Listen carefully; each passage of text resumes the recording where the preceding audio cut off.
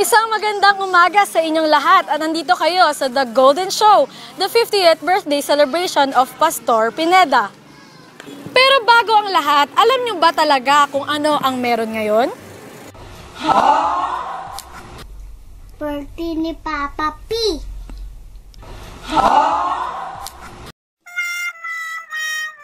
Oh my G! Nakakaloka! Hindi niyo alam? Sino ba? Papa P? Piolo Pascual? Oh my gosh! Birthday lang naman ng butihing pastor ng KVUMC na si Pastor Oliverio Pineda.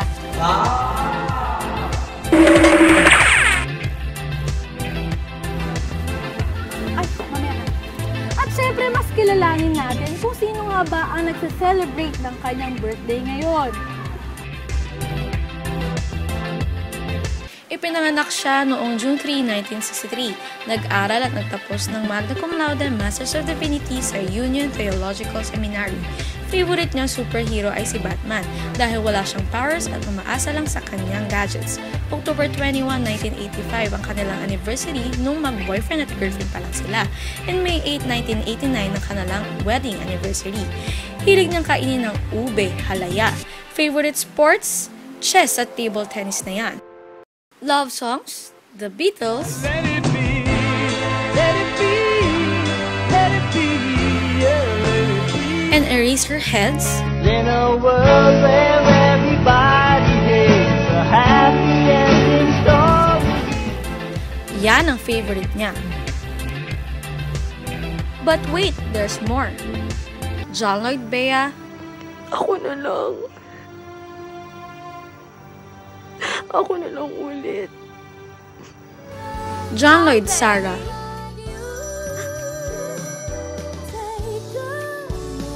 Ang kanyang favorite tandem kapag love stories na.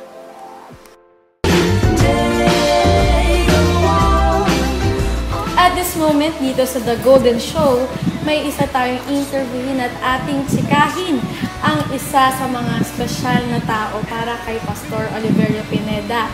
Ating kilalanin si Miss Althea Grace Pineda. Welcome, Miss Althea Grace! Kamusta naman ang iyong pagsistay dito sa Kaunlaran with your family? Okay naman. So far, masaya yung naging 1 year namin dito. And sana mas maging masaya pa yung... Congratulations dahil retain kayo, di ba? Yan. Congrats. Ngayon sa ating pag-uusap, interviewin kita, syempre, tungkol kay Pastor. Yan. Meron naman ako ilang mga bagay na gustong alamin tungkol kay Pastor. Yan. Unang-una, Pastor bilang kaibigan. Sino nga ba si Oliverio Pineda bilang kaibigan? Kung sa kaibigan siya, parang ano lang, yung makikwentuhan mo lang siya ng kahit anong bagay, kahit sa yung mga about sa friends ko sa college, dito sa MYF, kung ano-ano lang yung mga nakikita sa TV, parang hindi ka matatakot sa kanyang magkwento eh. Kahit nga yung mga minsan kalokohan ni Olive, yung mga sablay moves ni Olive, o kaya yung mga kapatid ko, naikwento ko sa kanya, tsaka siya rin sa akin. Kumbaga, very approachable si Pastor sa mga kaibigan niya. Makulit ba siya? Oo, makulit. Doon niya ako nagmani. Ganun pala. Ayan, the second. Pastor bilang pastor. Yan, gaano ba siya kabait na pastor sa ating mga kongregasyon, di ba? Kung sa pagiging pastor, talagang gusto niya handang-handa lagi yung every Sunday, tsaka nasusunod yung sa calendar, talagang pinag-aaralan niya yung mga bago, kanya may Bible study na bagong lesson, or tsaka yung gusto niya talaga sinusunod yung colors ng season. Yun lang yung napapansin ko, tsaka yung mga eklabo. Sabi nga ni Jenjen na ang daming eklabo ng papa mo. Ganon. Nakwento ba ni Pastor sa'yo kung sa inyong mga anak niyo kung bakit gusto niya maging pastor? Paano siya nagsimula? May mga experiences ba siya before? Kwentuhan mo nga kami. Wala ka naman. Oo. Kung sa pagiging pastor, basta ang naalala ko lang, wala, yung mga nung nasa PCU lang sila. Yun.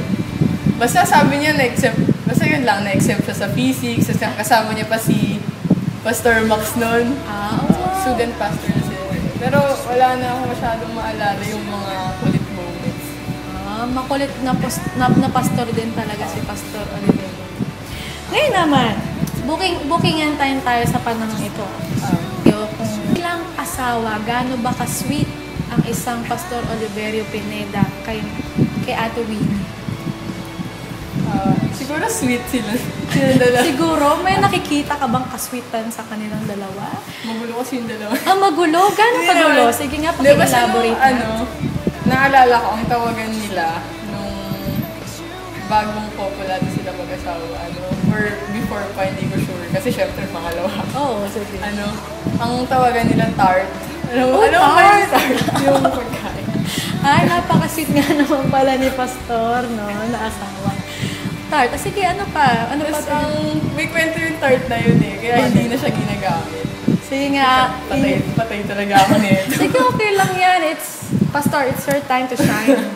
Ayun. Nung si ate ko pa lang yung anak-anak, nagtatawagan pa sila ng tart doon. Ang problema, pati yung ate ko, ang tawag niya na rin sa kanilang dalawa, tart. Kasi syempre yun na rin. Kaya doon, nag-start na sila magtawagan ng papa-mama para magaya ng ate ko.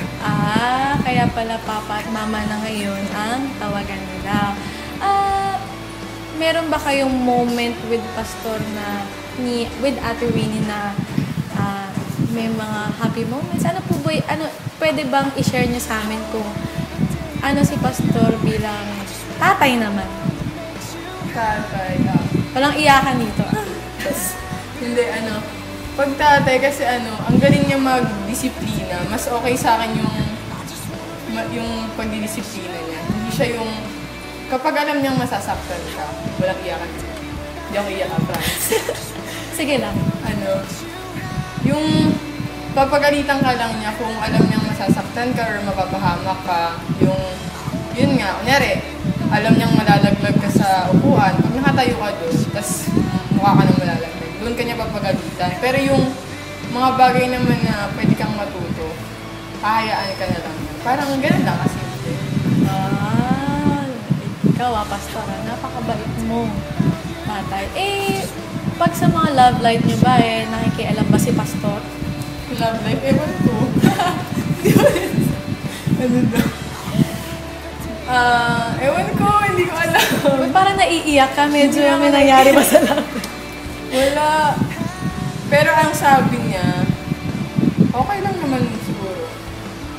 But, bigla na. Okay. Ayan, sige, ngayon, parang wawawili lang tayo ngayon. Kung ano yung gusto mong sabihin kay Father Dear mo. Ayan. Ito na ang camera. Papa P, tawag sa'yo. Papa Pastor daw. Yun yung bagong tawag sa'yo dito. Happy birthday. Ano ka na? Matanda. Just 50 years old. Pero sabi ko nga sa'yo, hindi halata. Sabi mo nga hindi halata na 50 ako kasi mukha lang 49. Ang labit lang naman din. Just yun. Continue to be a blessing to others and to our family also. And sana mas maging masaya pa rin yung taon mo ngayon dahil 50 years old ka na. And nagpapasalamat ako kay Lord na ikaw yung binigay na tatay sa akin. Happy birthday ulit. I love you. Yun. Palakpakan naman natin si Miss Aletea Grace. Maraming salamat, Miss Aletea Grace. Ayan. Napaka-formal pero Pastor, ginawa namin to para sa'yo. Ayan na. Salamat, Miss Aletea Grace. Si Pastor ay mahilig tumugtog ng musical instruments like piano and guitar. Mahilig din siyang kumain, magsayaw, magdasal, at magturo ng salita ng Diyos. Tunay nga na napakaraming talento ang maibigay sa kanya ng Panginoon. He is so blessed. Siya rin naman ay nagsisilbing isang blessing sa kanyang mga kaibigan, pamilya, at sa iba pang mga mahal niya sa buhay. pati na rin sa amin, sa kanyang bagong pamilya at patuloy na ituturing silang kapamilya. Ang panalangin ko po sa inyo, sana magkaroon pa po kayo ng mahabang buhay para maipahayag niyo pa ang mensahe ng Panginoon sa lahat. Pastor, ako po yung nagpapasalamat kasi tayo na naman po uli yung magkasama. Kaya sa pagkakataong ito, binabatag ko po kayong muli ng maligayang kaarawan at maligong bagong taon. Happy birthday po! Wow naman, naka-50 na siya. Ang galing naman. Siyempre, masaya. 50 na siya. Basta, happy birthday. See you tomorrow. Yeah, bye. Bye-bye! Happy birthday, Pastor. Salamat at narating po kayo. Sana tumaba po kayo sa mga niluluto ko. God bless po. Pastor, welcome again sa Kaunlaran. Thank you for the 1 year na nagsama tayo at magsasama ulit tayo sa panibagong isang taon. Maraming salamat sa mga message mo sa amin, sa mga kabataan, sa Maya. Yun na nga yun eh. Sinabi nyo na eh. Happy birthday, Pastor! Masasabi ko lamang na bigyan siya ng mahabang buhay dahil napakalakas ng kanyang espiritu. Hi, Pastor. Happy birthday. At welcome sa inyong second year of assignment dito sa Kaunlaran UMC. Sana sa kaarawan ninyo, kayo po ay i-bless lalo ng Lord ng good health at including siyempre yung buong pamilya ng Pineda. Lahat ng mga anak ninyo, si Ate Winnie, sana ma-bless din. Happy birthday ulit, Pastor! Papa, happy 50th birthday po. Ayan, nadagdagan na naman ang edad natin. Pero okay lang po yan dahil habang tumatanda ka po, lalo ka naman sumubog. Hindi man po perfect at hindi ka man po perfect at medyo may pagka-mediocre ka po, okay lang po yan. Dahil para sa akin, the best ka. Lagi ko nga pong sinasabi na I am blessed to have a father like you. Hindi mo nga po alam na ako ang #1 fan mo.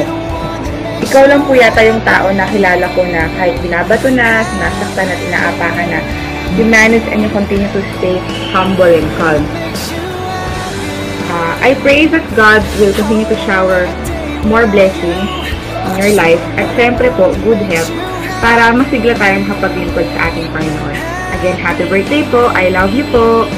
Happy birthday,